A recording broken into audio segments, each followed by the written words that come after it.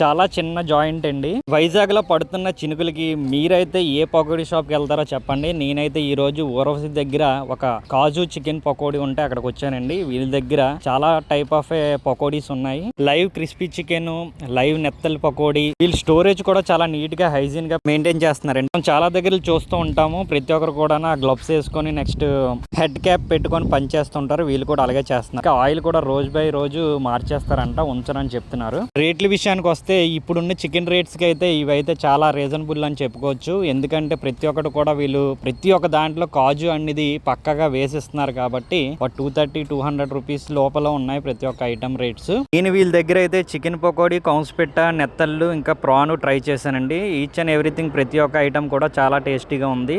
ఆ ఫ్లేవర్ అనేది ఇంట్లోనే కలిపి తీసుకొస్తారంట వీళ్ళు, మ్యారినేషన్ అంతా కూడా.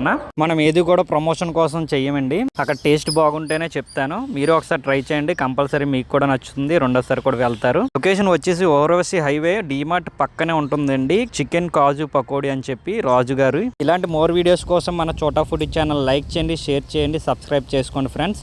ఫిర్ మిలేంగే, బాయ్.